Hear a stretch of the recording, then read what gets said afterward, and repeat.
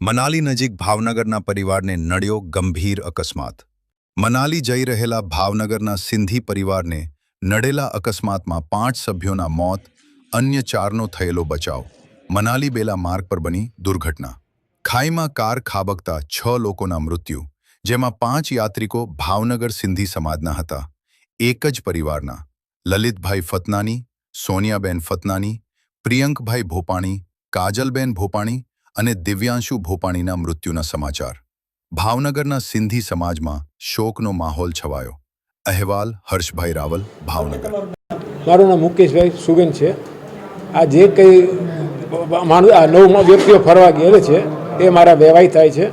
એમાં લલિતભાઈ ફતનાણી તેમજ તેમના ઘરના સોનાબેન ફતનાણી તેમજ તેના દીકરા મયંકભાઈ, એના ઘરના ફોરમબેન અને એક એનું બાળક હતું ભેગું નાનું એ, તેમજ તેના જમાઈ એની દીકરી અને 2 એના બાળકો, એ 9 જણ ફરવા ગયેલા અને ફરીને પરત આવતા મનાલીથી ડેલહાઉસી તરફ જતા હતા અને કાલ પરમથી રિટર્ન આવવાના હતા, પરંતુ રસ્તામાં અકસ્માત થતાં એમાંથી 5 જણનું મૃત્યુ થયેલ છે, જેમાં લલિતભાઈ તેમજ તેના ઘરના સોનાબેન, તેના દીકરી કાજલબેન, પ્રિયાંકભાઈ જમાઈ અને એનું એક બાળક દિયાંશ કરીને છે, એ 5નું મૃત્યુ થયેલ છે અને બાકીના 4 બચી ગયેલ છે। ત્યાં તે દવાખાનામાં દાખલ કરેલ છે અને કાયદેકીય રીતે જે કંઈ છે અમને સરકાર તરફથી તમામ સહાય મળી રહી છે। એ લોકોનો સપોર્ટ બહુ સારો છે।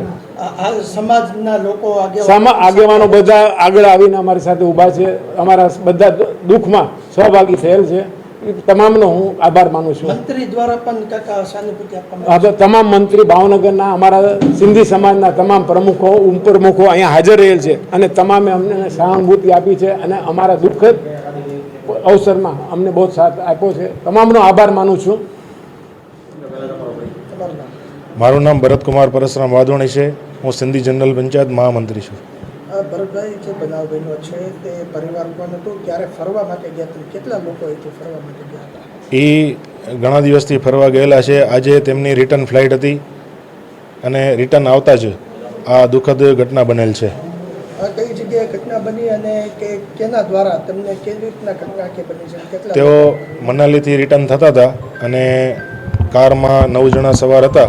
જ્યારે આ ઘટના બની છે તેમાં 5 જણાના દુઃખદ અવસાન થયેલ છે અને 4 જણા હાલ સારવાર હેઠળ છે। આજે 2 પરિવાર છે, કોણ હતું? બે પરિવાર જે છે ભોગ બનનાર છે, એમાં કોણ હતું? એમાં લલિતભાઈ છે, એમને એમના સમગ્ર પરિવારવાળા સાથે જ છે, એમના દીકરી છે, જમાઈ છે, બધું આખું સમસ્ત પરિવાર છે। પ્રશાસન દ્વારા મદદ કરવામાં આવી છે? કેબિનેટ મંત્રી શ્રી નિમુબેન બાંભણિયા દ્વારા અમને સતત અમારા સાથે સંપર્કમાં રહીને ત્યાંની જે કાંઈ વ્યવસ્થા છે, જે કાંઈ ઘટતું પૂરતું છે તે ખૂબ સારી રીતે મદદરૂપ બની રહ્યા છે।